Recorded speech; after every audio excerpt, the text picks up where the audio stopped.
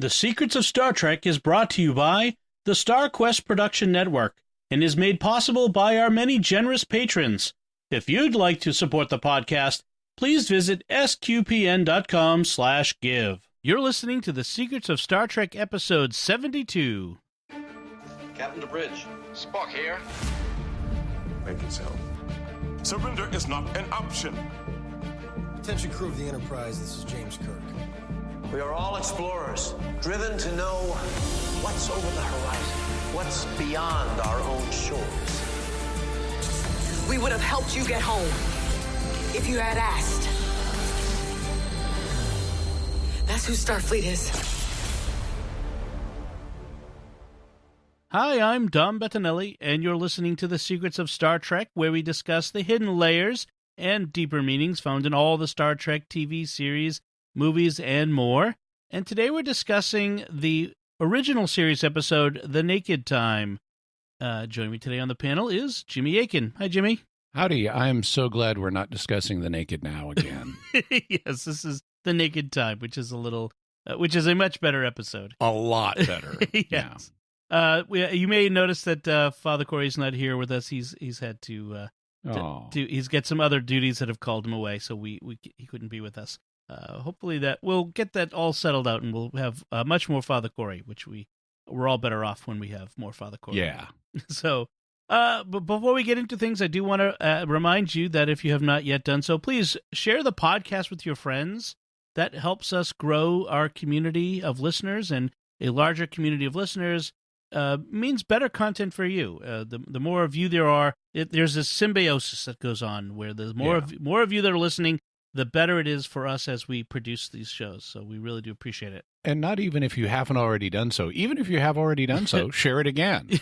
Please continue to share it until all of your friends have subscribed to The Secrets of Star Trek. We really do appreciate it. So today, like I said, we're discussing the original series episode, The Naked Time. This is another one of those first season episodes. We're sort of going in order. Like I have to kind of preface We're this. going in production order. Right.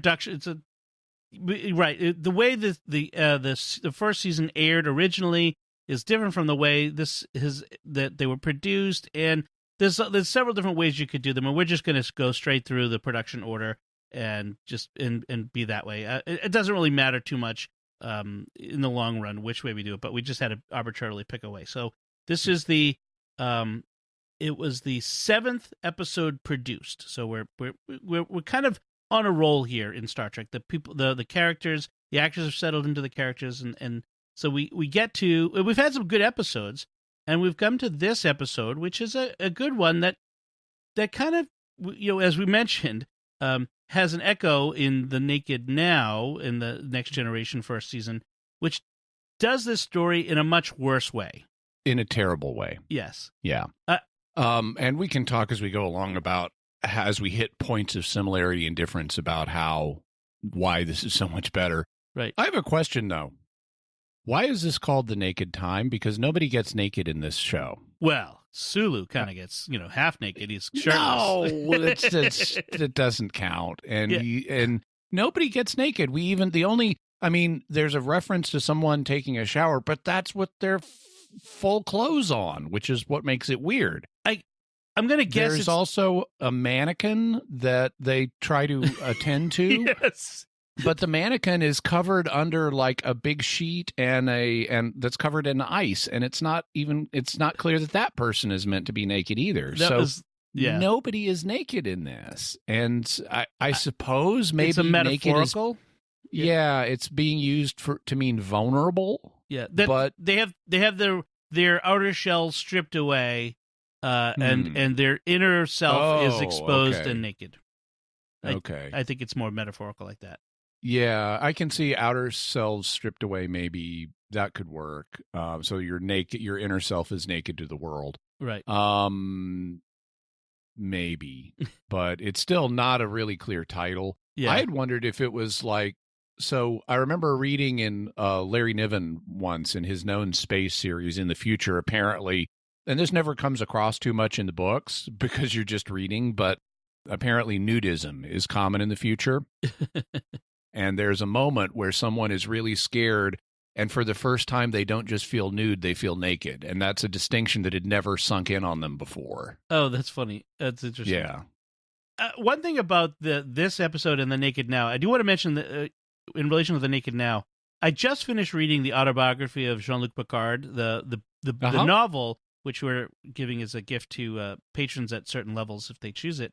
But I just finished it, and I note that the author of that did not include the events of The Naked Now in that story of Picard's biography. Where Picard didn't want to talk about that for some reason. Well, and he talks, he has Picard talk about all kinds of less than flattering and embarrassing moments and things having to do with, his relationship with Beverly over the years. You would think it would have, if he was going to address it, totally would have fit in to address it, and he just totally leaves it out because I think everybody should excise that whole thing from their memories. It's a mopey. Yes. And for people who may not be familiar with what a mopey is, it's a sometimes used term from comics where an incident happens that by universal unspoken consent, everyone who is a creator or a fan agrees to pretend never happened. Yes. This is after they retconned the Silver Age Flash's origin so that he wasn't just doused with chemicals when a lightning bolt struck his lab equipment in police headquarters to give him super speed powers. Instead, the lightning bolt was caused by Mopey, one of the 7 heavenly helpers, who's kind of a heavenly sprite that intervened to cause the Flash's origin. And that was so horrible that it never happened. Everyone agreed. No. All right, so back to The Naked Time, which I think we agree is a good episode. I enjoy it. Yeah. There's some awkward moments. There's some spots that are not as good, but yeah. Overall, we have the Enterprise orbiting this planet, Psi 2000. Which is a weird name for a planet. Yeah. I mean, are there 1,999 other planets in the Psi solar system? No, it is kind of a weird thing. But it's a ancient world that had an ancient civilization that's long dead on it. And the world is being ripped apart for some reason. It's never quite clear. Yeah, it's old age. Planets rip apart, apparently. Yeah, compress and rip apart. And lose mass without ejecting matter. How about that? I was just gonna say that. That's in my notes. Like this whole it's changing in mass. Why? Where's the mass going? Anybody not concerned with this? Yeah. So there was their mission is here to pick up a science party of about, I guess, 6 people off the planet and then watch the fireworks. Yes. But they find that the survey team is dead and frozen like so many fish sticks. And Spock is on the surface with another guy named Termelin, which is a very odd name. I'm not sure where that comes from. Unusual name. I'm not sure what the ethnicity of that is. Yeah, and I like their hazmat suits though. Yeah, it looks like they totally got some shower curtains and cut them up. Some thought went into this.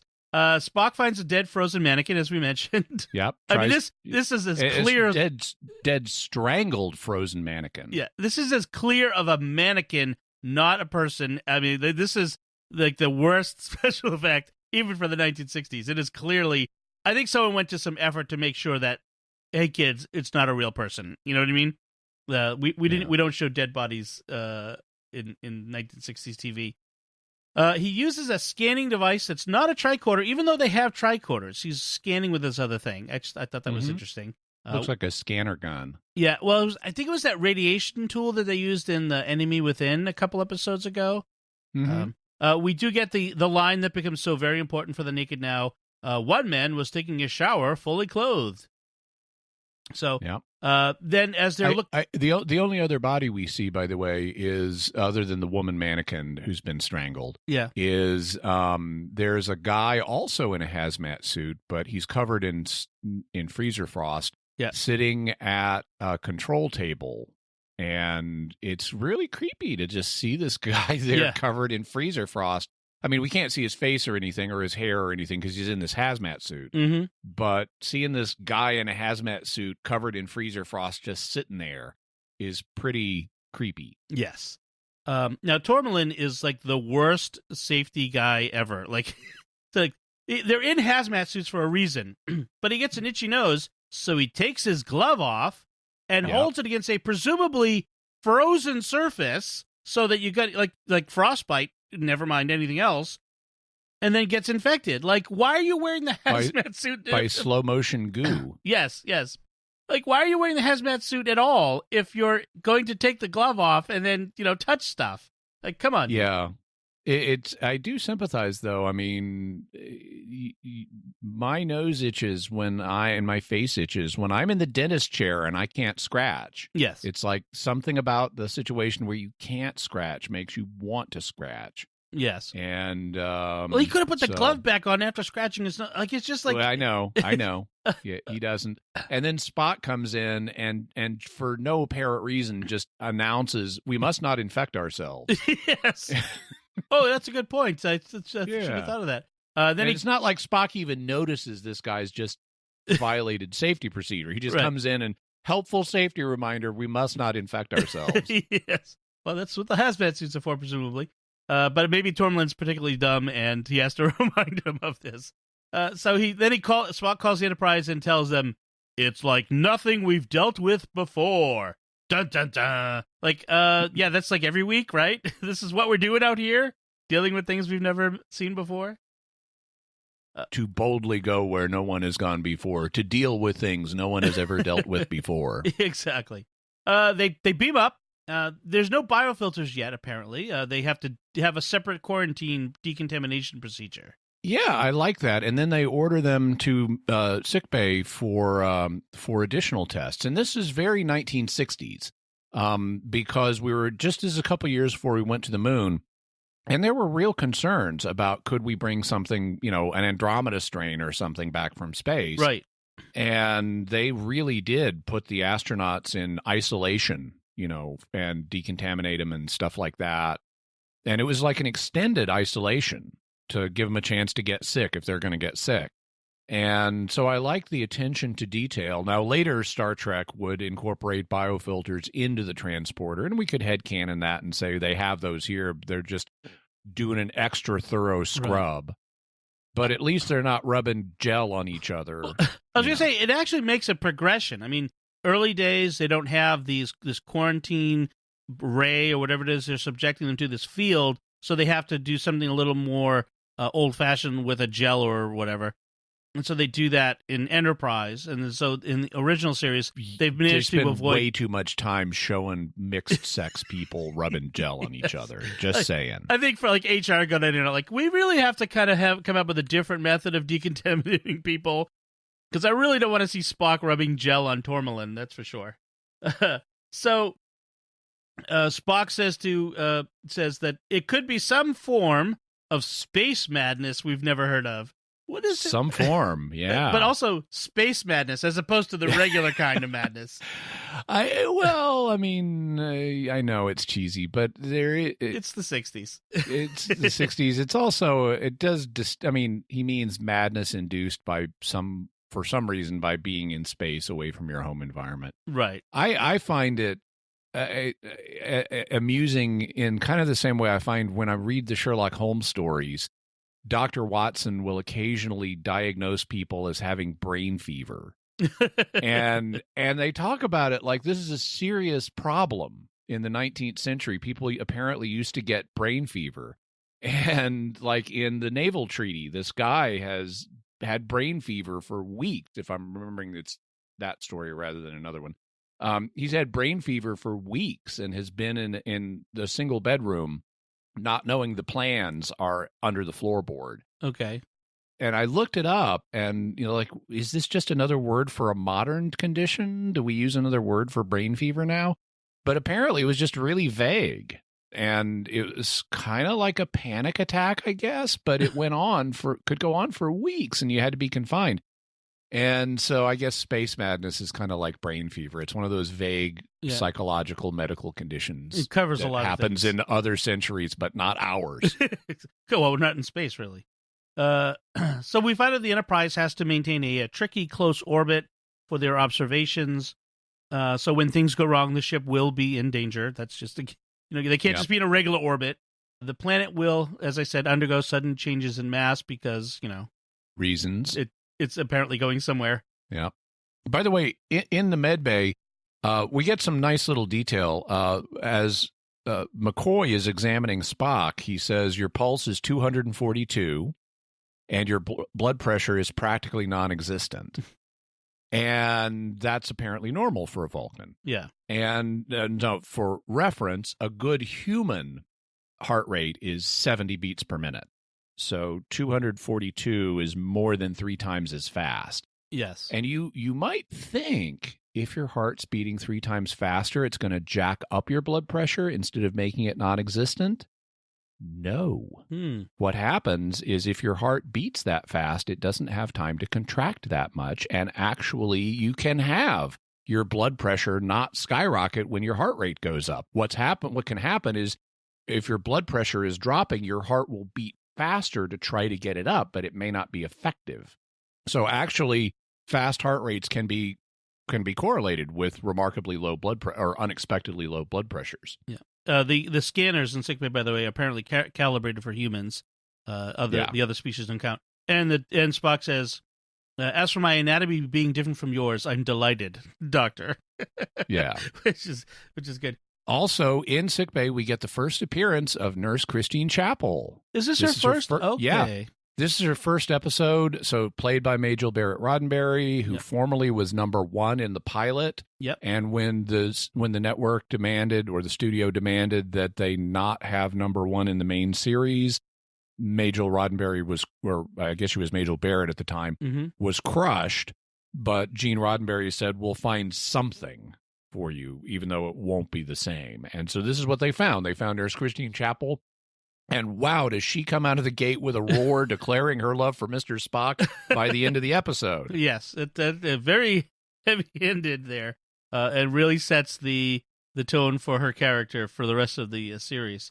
And we also have in sickbay the first hint that something's up with Tormelin. He starts to sound sort of melancholy or really upset by the people who are dead. Yeah. He also, we have this in the sound design for this show, we've got this itchy, scritchy sound noise. Right. And people are rubbing their hands like they're kind of itchy. There's something there, yeah. I thought this was a very effective way of expressing the idea they're infected by something we can't really see. Yes. That actually is really was really well done.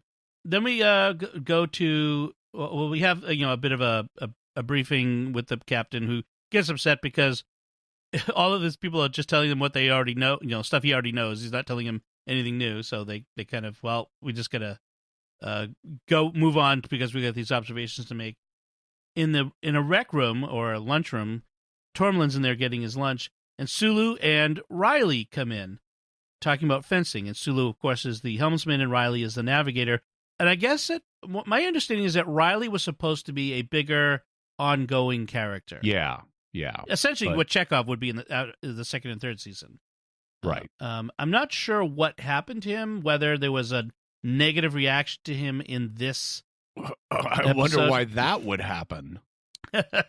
Yeah, I mean, I don't think the whole thing of outrage about mistreatment and as Irish stereotypes was a thing in the 60s. But gosh, Riley comes out of the gates on this one too. I found it annoying in the 70s. So yes, it's just overplayed. So Tormelin has this existential crisis about being out in space and why are we here, and he wants to kill himself, and he grabs a knife, and in the process of trying to stop him, Sulu and Riley both get infected, but Tormelin manages to fall on the butter knife and stab himself. Yeah. By the way, in this, actually, the crisis he's having harks back to something he started to say in an earlier scene, and Kirk finished his sentence for him about this idea we don't belong out here. So apparently this is an ideology. We're meant to understand there are people in the Federation who are isolationists and believe we shouldn't be out among the stars. Right. And Tormelin is now coming around to that viewpoint as he's under this infection, that he's maybe kind of secretly felt this all along. He's been really uncomfortable with being out here, but he's been doing it anyway, and now his emotional self-censorship is falling away. Also, He, at one point in talking to Sulu, is snapping at him and says, "You don't rank me." Now, Sulu's a lieutenant, and actually Tourmaline is the only person in Star Trek the original series to wear rank insignia for a lieutenant junior grade. So yes, Sulu does rank him, but right. You could headcanon this as more emotional revelation. He's got some resentment of Sulu and got a chip on his shoulder about rank, and or hey, you're a lieutenant too. You know, you're not in my chain of command or something like that. Yeah. So we have McCoy has to operate on Tourmaline, who's been stabbed, and it's a simple wound, and for some reason Tourmaline he dies. He dies of this very simple wound, and McCoy says it's like he lost the will to live, which is interesting. So he did try to kill himself, so there was some indication of that. Right. Back on the bridge, we have this. We see the Sulu and Riley dealing with the effects of this planet being all unpredictable, but they're getting distracted at their duties, and Sulu sneaks off to the gym to get in some fencing. Yeah, Sulu invites O'Reilly down to the gym for a workout to take the edge off because they're nervous, and it's like, okay, you're deserting your post. Really? Yes. Nothing unusual here.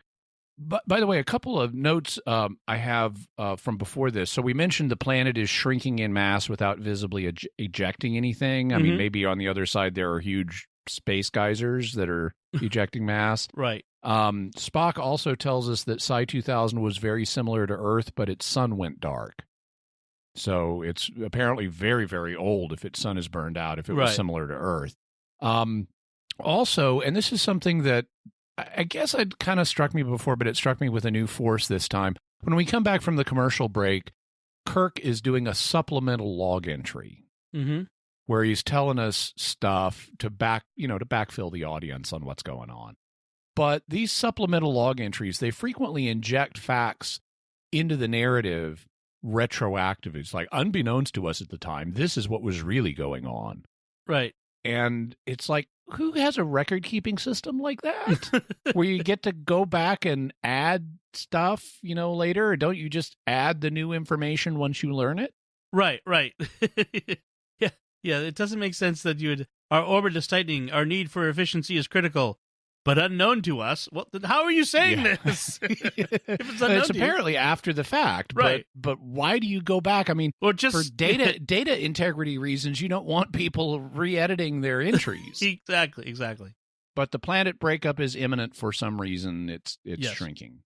So Sulu, So Sulu sneaks off, and it's like a little bit before Spock notices we have no helmsman. There's no one driving this bus. And then Riley is like all kind of sitting there. He's acting like a drunken Irishman, literally a drunken Irishman. And then what's he saying? Drunken, really obnoxious, ethnocentric Irishman. Yeah. Have no fear, O'Reilly is here. And then report to sickbay, Mr. Riley. And they just send him off. Yeah, I know. Well, they don't just send him off. They do send him off, but then Spock calls security and says he's on his way. Make sure he gets there. Except they don't, which that seems to Spock should have sent someone with him. He does get, security doesn't show up, but he does get to sickbay. Right, but wanders off again. Maybe if he had not checked in a reasonable amount of time, they would have gone looking for him. Yeah, Riley. But I like Uhura takes over. Oh yes, the nav station, and she's the first with Sulu and O'Reilly both AWOL in this episode, and with additional people getting sick because nobody is thinking to disinfect the workstations where these people keep getting sick. They have lots of different crew members being assigned temporary duty to either be helmsman or navigator. They're constantly swapping it out in this episode. I love this degree of cross-training. Yay, that's what you need for a good bridge crew. Everybody's cross-trained on everybody else's stations. Well, that would make sense. The thing is disinfecting wouldn't work because it's not an organism. They don't even try. Right. I mean, we don't. Basic safety procedures. Yes, you would get some bleach wipes. Space wet wipes. Space wet wipes. So Riley shows up in sick bay and looking for Joe, and it's very sad because Joe's dead. By the way, I like the way he comes into sickbay because he's, reeling around the hall drunkenly, just kind of playfully touching stuff and staring at girls. And then when he comes to the sickbay doors, he leans forward and blows on them. They open. And that's such a great touch. I don't know if that came from the script or the actor, but it's a great little bit of business. And then at the end of this scene, when he leaves again, he comes up to the doors again and raises one hand and lowers the other as if he's going to snap his fingers or something, and they open again. Yes. And it's just great little bits of physical business from the actor. I really like that. I also liked when he comes into sickbay, Nurse Chapel is there, and he says, "Where's Joe?" Yes. In this kind of innocent, drunk, but innocent way. And then she starts to break it to him that Joe is dead, and this is Tourmaline. Yeah. And O'Reilly says, "He died, didn't he?" And it's the way he says it. It's like a child. Moving. It's like a child, but he's grasping this reality. He's not breaking up, but he is sad about it. And there's this emotional texturing with, "Where's Joe?" Yeah. "He died, didn't he?" Yeah. It's. I really like that. That's really nice. Yeah. What I really don't like is all the Irish stuff. Well, I mean, I have ancestors from Ireland, and folks, this is not representative, okay? Should have been Italian, because Italians would be. Yeah, that's pretty much. So he does this thing with Nurse Chapel. "Oh, he died, didn't he?" But then we switch, and he's like, "You have such lovely eyes, pretty lady." Like this. It's sort of like, oh, Riley distracted again by the girls, and he touches her chin, and we hear the itchy noise, and so we know she's infected too now. And then he says Joe's mistake was he wasn't born an Irishman, which Yeah. Meanwhile, Sulu, brandishing his foil, running around looking for Richelieu, a Chinese Frenchman, yes, thinking he's one of the Three Musketeers, shirtless. This is one of those things. I guess. A lot. It's one of those iconic. I overuse that word, but iconic images from the original series of Sulu. Oh, they put it in the credits. They do. Yes. So we have Sulu running around. There's neat stuff in this too. I mean, so not only is he being this swashbuckler and Richelieu, beware. Yeah. A reference to Cardinal Richelieu, who was influential in French history. Yes. He then has this moment where he's got a really neat little bit of business too, where he gets meditative for a second and he's feeling his foil and pricks his thumb and has to suck on it. Right. And that's a nice little bit of business. Well, because it lets us know that there's real danger from this foil. This is no practice foil. This is a real fencing foil. Yeah. He also, but just the way he does it too is just like, oh, he's got this little childlike quality where he accidentally pricks his thumb and has to suck it. Yes. Then when he meets these other two crewmen, he's threatening them with the foil, and he says, "You either leave this bois bloodied or with my blood on your swords." Yeah. And I hadn't known what a bois was. It's French. I mean, it didn't click for me. I looked it up. It's the French word for a wood. Wood, forest. Which I guess makes sense since the title character, or not the title character, but the main character in A Streetcar Named Desire is Blanche Dubois, which is sometimes glossed as meaning white woods, right? But I guess it would mean white of the woods. Yeah, yeah. Yes. So he's quoting Three Musketeers. Yeah, I find it interesting that in 60s television, they expected you to know what a bois was, that you could get the cultural reference, right? Or just assume it's a French word, and sort of like that you would kind of have this idea that to understand the context of it, which is impressive. Similarly, Richelieu, you need to have some idea what he's talking about when he says that word. Right. Now, Spock on the bridge with Kirk realizes that what we're seeing is hidden personality traits being forced to the surface, and it's we have this suddenly. While they talk about this, Riley fancies himself a descendant of Irish kings, and Sulu, who's at heart a swashbuckler out of the 18th century. And then suddenly the out ship... of your 18th century. As opposed to everyone else's. Spock, you're half human, by the way. Yeah. Yours too. So... Own it, dude. Exactly. the helm's not answering to control. Something's going on in the engine room. And then while they're dealing with this crisis of the controls are dead, Sulu leaps under the bridge, threatens Kirk with a sword, says, Richelieu at last. So Kirk is apparently Richelieu. He grabs Uhura and says, I'll protect you, fair maiden. And we have this interesting line from Uhura here. Sorry, neither. And I'm like, okay, I guess that she's not fair. She's doesn't quite scan. Well, is she saying? Oh, I see. She may be saying she's not fair in the sense of she's not blonde. Yeah, exactly. And maybe she's not a maiden. Skinned. Is that what they're saying? Yeah, that would be a little 60s TMI. Yeah, that's a little 60s information there. Free love era. So a little surprising given 60s TV, but Spock. Well, Kirk has this moment where he discovers that the point of the foil is sharp. He touches it and jumps away. You know, if you notice that part. As you do. And he's put that thing away, and for honor, Queen and France. And then Spock does the neck pinch. Pinches him. Yeah. Yep. Kirk says, I'd like you to teach me that sometime. And Spock has this great line, take D'Artagnan here to sickbay, which I love that. And it also presupposes you know enough about the Three Musketeers to know that D'Artagnan was one of the Three Musketeers. Yes, but that Spock would have sort of that quippy, joking moment there is really good. This is like real sarcasm from the Vulcan there. Okay. So Kirk now can deal with what's going on in sickbay. Scotty, we need power. We're dead in 2 minutes. And 20 minutes. Yeah. Well, yes, but it's the typical Scotty, we need power or we're dead. But it's not Scotty, it's Riley, who calls himself Captain Kevin Thomas Riley of the Starship Enterprise, and he starts singing Irish ballads. I'll take you home again, Kathleen. Badly.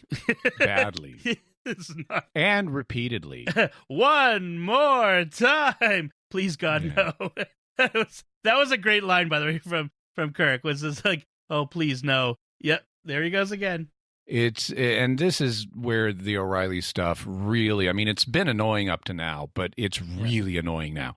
And it's really, I think, the Irish stuff that's the problem. It's not that he's acting drunk, and that's annoying. He does other things that are we're meant to find this annoying but funny. Yeah. And I just find it annoying. There are other things he does that are annoying and funny, like where he decrees that everybody is going to have double rations of ice cream. Yes. And there's going to be a dance tonight in the bowling alley. Which and I love that there's a bowling alley, know. There's a bowling alley on the Enterprise. Yeah. and then later when Uhura does something that frustrates him, it's like, sorry, Uhura, no ice cream for you tonight. It's like, oh, that's fine. Just cut out this Irish stuff. Oh, yeah. I kind of think it's funny, but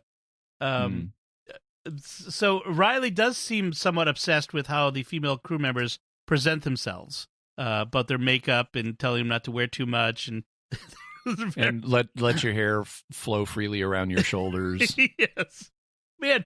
Can you imagine? Janice Rand's going to have to unwind that square braided beehive. No kidding. I kind of like to have the headcanon of what happens to Riley, like in the weeks following this event on the ship. Tortured mercilessly. No kidding. Oh, that maybe he transfers off. Although, then this is really a plot hole. But later, when they find the cure, Sulu has no memory of what he did while he was drunk. Yeah. So if everybody who got infected, if that holds true across the rest of the crew, they wouldn't have a lot of memories of what happened exactly. I guess. Some of them didn't get infected, and so presumably would remember. Right. And would torture O'Reilly mercilessly. Well, Scotty, as a good Scotsman, would have tortured the poor Irishman about it, and Scotty wasn't infected. Spock tells Scotty that Scotty's trying to cut through, and if we maintain a safety factor, we have to go cutting through this bulkhead slower. And Spock says, we can't afford a safety factor. Going to take a minute and a half longer than we have, so you can't afford a safety factor. I also like when they're beginning that sequence where Scotty's trying to get it into engineering to get control again. He's got a crewman there with him, and he tells him, get up to my office and get the plans. And it's like, that makes a lot of sense. Scotty is the chief engineer. He's going to have an office. Yes. We've never seen it, but he's got an office somewhere. Right. That isn't the main engineering. It's another place. And so, meanwhile, Chapel, who is now infected, Nurse Chapel, Spock has shown up at sickbay, and she, her inhibitions are gone, and she's apparently attracted to men she can't have. The Spock, the cold, emotionless Vulcan, and talks about how the emotions of the crew must torture him, which is ironic given that her emotions are probably torturing him right now. Ooh, I'm going to have to look in the Legion of Superheroes Star Trek crossover comic, because Brainiac 5 is a lot like Mr. Spock, but he has a thing for tall blonde women. So maybe there's some hope for Nurse Chapel. Well, maybe. Yeah. So we then have this thing of Spock wandering the halls crying. Before that, I wanted to talk about the scene with Christine Chapel. Oh, okay. Because this is her first appearance. This is right out of the gate for her. We don't know anything about her, but she really establishes herself well here. And in this scene, there are several fascinating things. They're subtle, but they're fascinating. She says that people say that Vulcan men treat their women strangely. But you would never hurt me, would you? Right. And it's like implying that Vulcan men are somehow brutal to their women. Or emotionless, and thus that hurts. Yeah, I took it as more than emotionally cold. I mean, I would think that would be a given. But it kind of fits with, even though Ponfar is not yet canon, yeah, it could kind of fit with the idea that Vulcan men basically lose control and become mindless animals. Yeah. Also, we have this really, the two of them. Now, she infects him in the course of this scene, and apparently this is one thing that his Vulcan biology does not give him protection from, but it even takes effect on him immediately. Right. He's actually, if anything, more vulnerable to this than the humans are, because he doesn't have to do any itchy, scratchy hand things before he's affected. Well, we know that this polywater stuff will affect the androids, so Vulcans must totally be. Yeah. Well, yeah. In any event, we have this really tender, vulnerable, serious scene where she confesses, "I'm in love with you, Mr. Spock," and She talks about how she accepts that she knows that he puts on this front for other people, but she also knows that he really does have these human feelings, and she accepts him just as he is. And imagine that from Spock's perspective. You've been told all your life you've got to keep up these defenses, you can't let people see this human side, and here's this woman saying she loves you, and she accepts you just as you are, and she knows you. That's going to really hit him emotionally, right, which it does. But look at the subtlety of the writing there. I mean, that's really, really well done. And you know what it's so way better than? The horrible, icky, creepy Tasha Data sex scene in The Naked Now. Yes. And this is like, that's just ick. And this is vulnerable and sensitive and compassionate. And it is just far and above the desecration of The Naked Now. Because in this one, they don't have to go there. I mean, maybe it's the 60s and they can't go there, but they don't have to go to the physical stuff. They can keep it at that emotional level, which what we have here is raw emotion between two people without the rational mind getting in the way. And in The Naked Now, they're like, hey, we can do whatever we want, and we're going to go there. And it's like, no, you didn't need to. It would have been better otherwise. And in fact, the way they write Data in retrospect about that scene, horrible scene, in later Next Gen is much better. Yeah. In fact, they learn better. So I agree. I think this is very affecting. Yeah. So as Nurse Chapel has now delivered this emotionally devastating message to Spock that he cannot deal with, he decides to get out of Dodge. He apologizes. He flees to the corridor, and in private, he starts to break down. Then he seems to recover. Then he breaks down again, and he tears up. He recovers. He goes to his briefing another room. Yeah, it was a briefing room. He starts sobbing. He starts yelling at himself about, "I'm in control of my emotions." And he just is having a meltdown, and it's great. In fact, we almost didn't get this because this wasn't in the script. It was supposed to be just a sight gag of a crewman painting a mustache on Spock and him letting him do that. But Nimoy himself said, no, Spock has to have more here. A scene that preserves his dignity, but yet explores this deeper, who Spock is and what torture he is under. He wrote about in his autobiography, I Am Spock, and he talks about how the scriptwriter wasn't interested, but it was Roddenberry who said, no, I agree, we need more. And so Nimoy describes it as it's about emotion versus logic, love versus mathematics, grief versus pi r squared. And based on that information, the writer, John Black, went back and wrote this scene as it now appears. So it's very interesting. And they did it in a single take, and Nimoy nailed it in one take, which is pretty amazing. Really good, and also really way better than The Naked Now.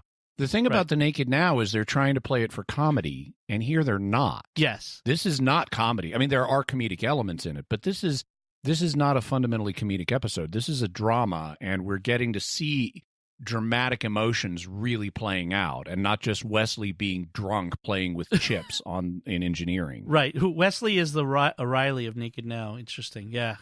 Both very annoying. Yeah. Also in this, we have as part of the general disorientation, we find this crewman laughing hysterically at a paintbrush that he's got in his hand that's got red paint on it. And then Kirk walks by him, and on the wall we see the crewman has painted, and what he's laughing at hysterically is "Love Mankind." Yes. And this is very 60s. You would see back then, you would see graffiti that would say things like "Love Mankind," and so this is very of the period. Right. But it's also like this guy's on a drug trip because he's laughing hysterically. Right. And so it has even more of that 60s vibe. And later on, presumably, he got into the turbolift where he wrote on the doors. Don't spoil it. Don't spoil it.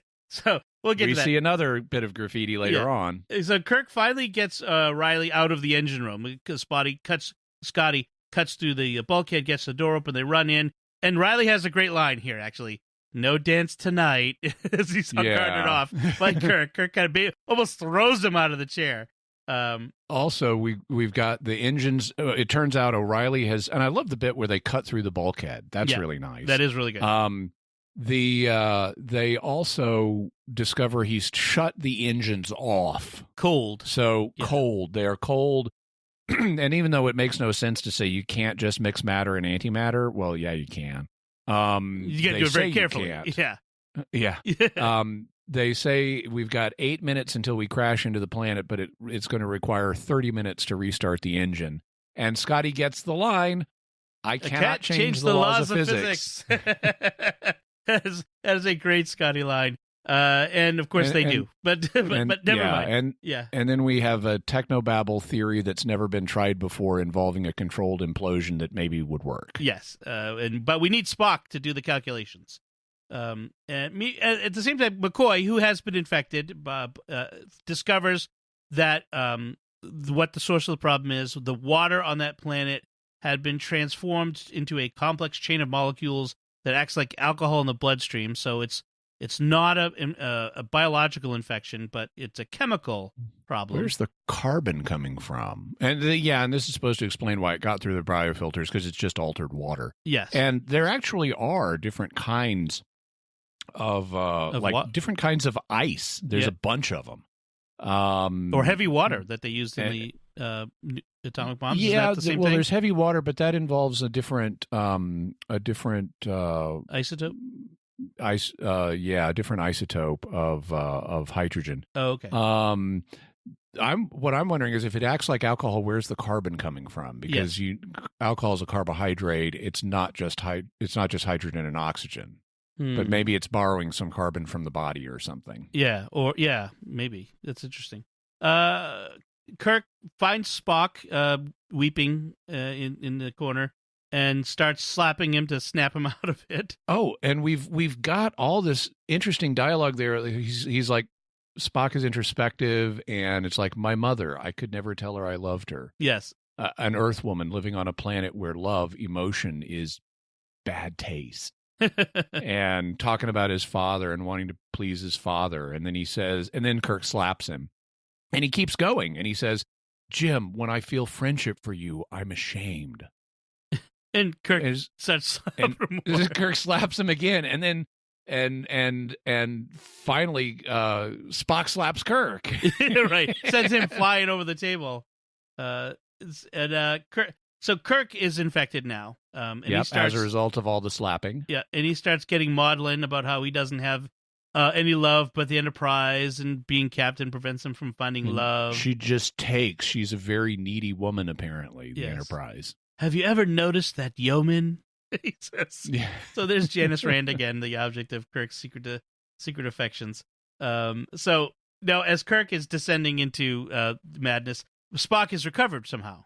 Yeah, and so Spock and Scotty the plan seems to be Scotty's going to go to engineering. Spock is for some reason going to go to the bridge and call in. He's realized there's an experimental intermix formula that's never been tested involving a hypothetical relationship between time and antimatter, and they can maybe reuse this to start the engine. So he's going to go up to the bridge for some reason and call in the intermix formula from there.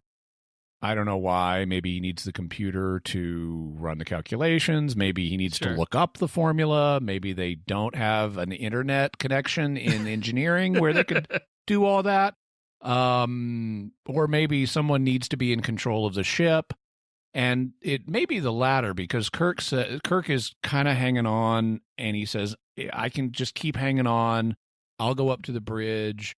And this is really paint by numbers writing, because it's like what this is meant to do is show us Kirk in this vulnerable situation, barely hanging on, being a hero, going up to the bridge, keeping it together in front of his crew, and giving the crucial orders at the crucial moments, even though the real order should be go do this now. Right. If we're 8 minutes away from crashing. Right. You don't need any of this. And then they compound the bad writing by having Kirk order that all of the corridors and the turbo lifts be cleared so he can walk to the bridge without anyone seeing him in case he breaks down emotionally along the way, because we all know a captain can never show emotion in front of his crew, which is just ridiculous paint by numbers 1960s writing.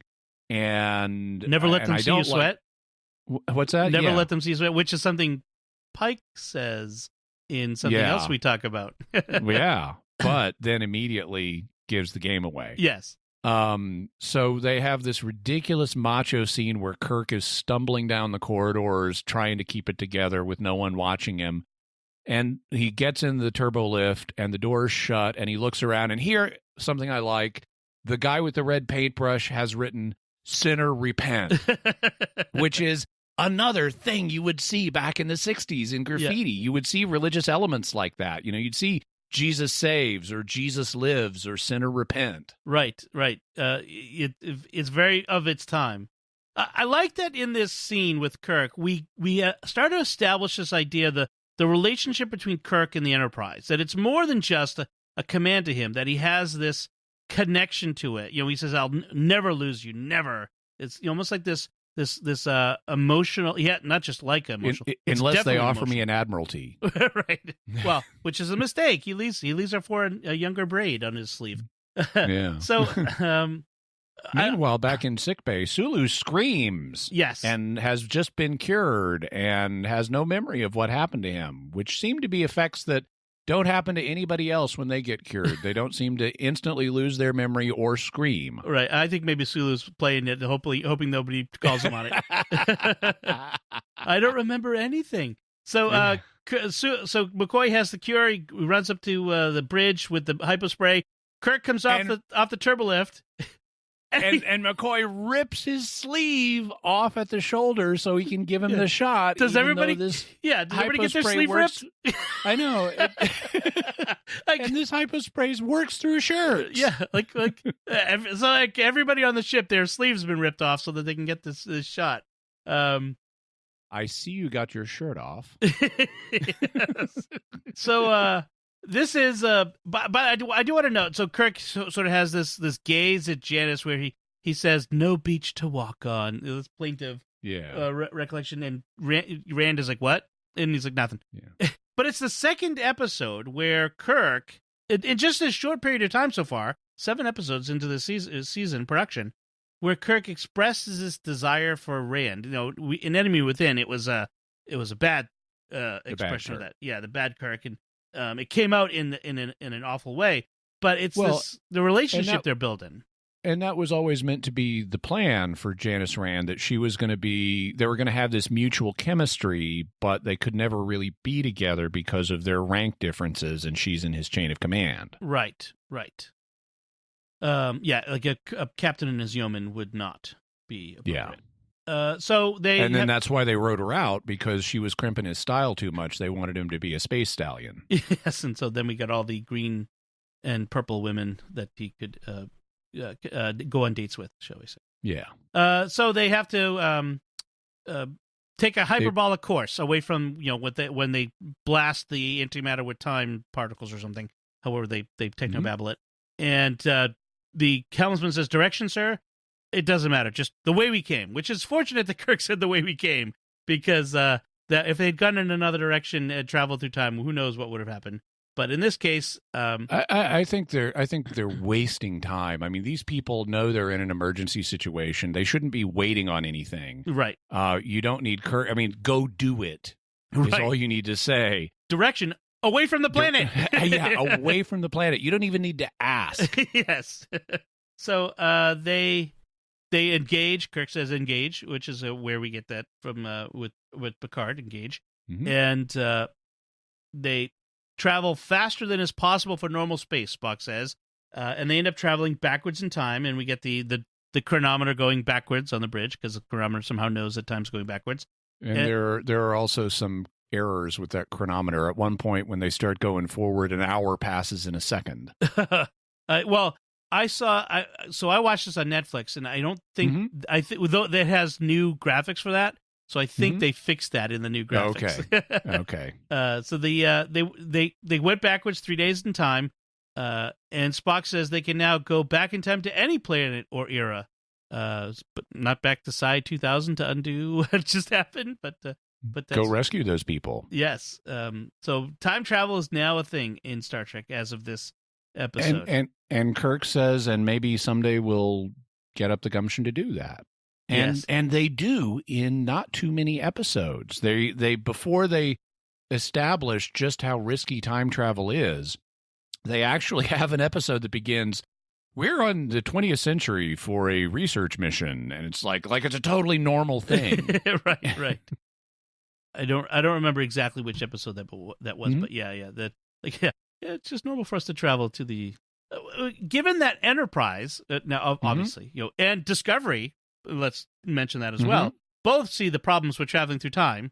You'd think that Starfleet would have said, "Oh, there's good reasons not to travel through time. Let's not do that." But I love in the upcoming episode they're actually on a mission to go do historical research. Yes. Let's see. I'm trying to think of what that is.